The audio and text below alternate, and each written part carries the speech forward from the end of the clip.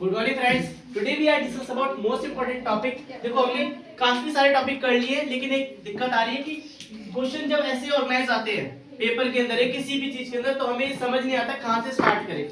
मैं आपको कुछ स्टेप सिखाऊंगा। पहले देखो, आपको एक चीज याद रखना है, किसी भी टॉपिक के लिए फॉर्मूला याद कर लो। स्टेप नंबर 1 हमारे पास क्या होना चाहिए? फॉर्मूला। ठीक है, जिन बच्चों ने अभी तक कुछ नहीं पढ़ा कोई बात नहीं, अभी आप क्या करो, चैप्टर 1 से लेके ध्यान सुनो, चैप्टर 1 से लेके चैप्टर 13 तक के सारे फॉर्मूले लिख लो। पहले फॉर्मूले याद करो ध्यान से, ठीक है। चलो हम एक क्वेश्चन डिस्कस करते हैं इसके बाद। पहले आप क्या समझे? पहला स्टेप हमारे पास फॉर्मूला होना चाहिए। एक एग्जांपल ले लो, मान लो कोई क्वेश्चन आ गया एपी का, ले लेते हैं। ठीक है, क्वेश्चन नंबर 5 ले लेते हैं, एपी। ठीक है, अब आपको क्वेश्चन आता है या नहीं आता वो बात की बात है। पहले आपको डी का फॉर्मूला पता होना चाहिए, a3 - a2। अगर आपको ये पता है, आप ये रिप्रेजेंट करो। फिर गिवन क्या दिया हुआ है, जैसे इसमें a1 दिया हुआ है √7, आप इसको मेंशन करो। a2 क्या दिया हुआ है √2√7, a3 क्या दिया हुआ है 3√7। नंबर ध्यान से देखना है। अगर 2 नंबर का क्वेश्चन है, आपने ये लिख दिया, डी मेंशन कर दिया, आपने वैल्यू पुट कर दी है। ठीक है, 3√7 - 2√7। देखो, अगर आपने यहां तक कर लिया है तो आपको पता है अगर 1√7 आ जाएगा, 3 में से 2 गए, 1 बचा, 1√7, तो इट मींस आपका डी निकल गया। आप समझे मैं क्या कहना चाह रहा हूं? अगर आपको फॉर्मूला पता है तो सबसे पहले क्या करो, कुछ भी नहीं किया कोई बात नहीं, अभी भी आराम से आप पासिंग नंबर ले आओगे। पहला स्टेप याद कर लो, चैप्टर 1 से लेके चैप्टर 13 तक के सारे फॉर्मूले कर लिए, डन। चैप्टर नंबर, अगर आप मान लो कोई ऐसा चैप्टर है जिसकी थ्योरम्स है, जैसे सर्कल है हमारे पास, ट्राइंगल है हमारे पास, तो इन चैप्टर की थ्योरम स्ट्रांग कर लो। थ्योरम स्ट्रांग करने का मतलब होता है थ्योरम और एग्जांपल आपको याद होना चाहिए। पेपर में डायरेक्टली क्वेश्चन आ रहे हैं, 2 क्वेश्चन जरूर आएंगे, थ्योरम प्रूफ करने वाला एक क्वेश्चन जरूर आएगा, थ्योरम प्रूफ करने वाला। तो थ्योरम याद कर लो word to word as well as formula.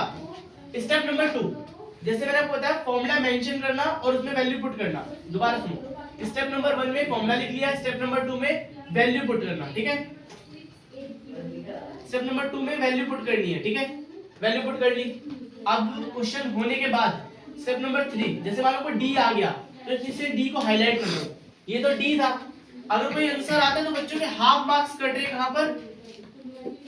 Centimetre, centimetre square, metre square, metre cube, जो ये यूनिट है एसआई यूनिट जरूर से जरूर मेंशन करें। लास्ट टॉपिक, मान लो कोई टॉपिक, जैसे मान लो किसी का आंसर आ रहा है √441 प्लस √312 और यहाँ पे ले लेते 2। अब ये बच्चे से ऐड नहीं हो रहा है किसी बच्चे से, ठीक है, तो आपको वहां पर क्या करना है, आप इसे इसी फॉर्म में छोड़ दो। समझ पा रहे कहने का चाह रहा हूं? अगर आपने वैल्यू पुट भी कर दी और आपने यहां तक भी कर लिया है, तब भी आपको नंबर मिलेगा। बच्चे क्या करते हैं, यहां तक किया, क्रॉस लगा दिया। अरे क्रॉस करने के लिए टीचर के लिए छोड़ दो, आपको क्रॉस नहीं करना है। आपका आंसर कहां तक आ गया पहले समझो। आपका आंसर √441 आ गया है, आपका आंसर √31 आ गया है, आपका आंसर 2 आ गया है। इट मींस आपका आंसर आ चुका है।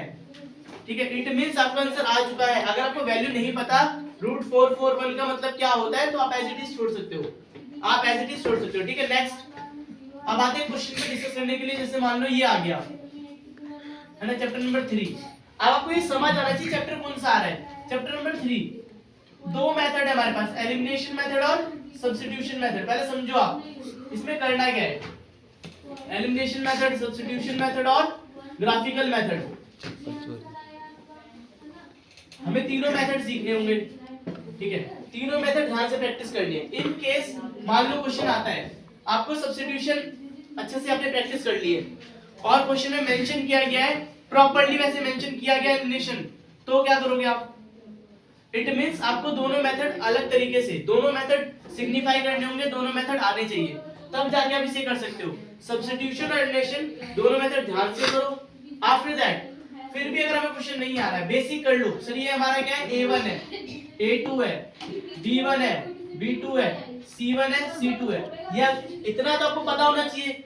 एटलीस्ट आप A1 बटा A2, B1 बटा B2, C1 बटा C2 रख लो। अब आप देखो कौन सा इक्वल है या नहीं है, जो इक्वल नहीं है वहां पे नॉट इक्वल कर दो। इससे आपको समझ आएगा पैरेलल है, कंसिस्टेंट है, इनकंसिस्टेंट है। नेक्स्ट, अगर कोई क्वेश्चन ऐसा आ जाए, देखो ट्रिग्नोमेट्री का है ना, ये चैप्टर नंबर 8 और चैप्टर नंबर 9। अच्छा 9 आ जाएगा तो बहुत फायदा है, क्योंकि फॉर्मूला आपको पता है, वैल्यू आपको पता है, और चैप्टर 9 में कोई फॉर्मूला ही नहीं है। चैप्टर 9 में कोई फॉर्मूला नहीं है। फॉर्मूला ये क्या कर लो, फाइंडर अपॉन गिवन। अब चैप्टर 9 के लिए आपको क्या करना पड़ेगा, वैल्यू पता होना चाहिए कि 30 डिग्री क्या होता है, 60 डिग्री क्या होता है।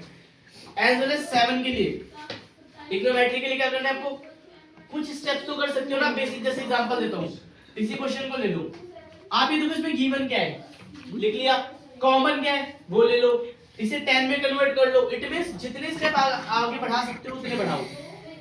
ये क्वेश्चन देखो कैसे होगा, सर्कल है, सबसे पहले आपको सर्कल का फॉर्मूला पता होना चाहिए, क्या होता है एरिया ऑफ सर्कल, सबको याद होना चाहिए, अगर आपको याद है तो पहले याद करो, मैं भी आपको क्वेश्चन नहीं करा रहा हूं, करने का तरीका सिखा रहा हूं। एरिया ऑफ सर्कल लिख लिया पाई आर स्क्वायर, वेरी गुड, वो निकाल लो। बोलते हैं एरिया ऑफ सेक्टर निकालो, सेक्टर का फॉर्मूला पता होना चाहिए, थीटा 360 पाई आर स्क्वायर, कुछ भी नहीं है, रेडियस आपको गिवन दिया गया है, थीटा आपको दिया गया है, इट मींस आप सिर्फ फॉर्मूला लिखना सीखो। पहले क्या सीखना है, फॉर्मूला रिप्रेजेंट करना सीखो, माइनर आर का, मेजर आर का, माइनर सेगमेंट का, मेजर सेगमेंट का फॉर्मूला लिखा होना चाहिए, और फॉर्मूले के हिसाब से वैल्यू पुट करोगे तो आई होप आप कर पाओगे। पहले भी बेसिक क्वेश्चन लगाओ, अगर इसमें डाउट आता है फिर हम डिस्कस करेंगे इनके एक टॉपिक को। Thank you.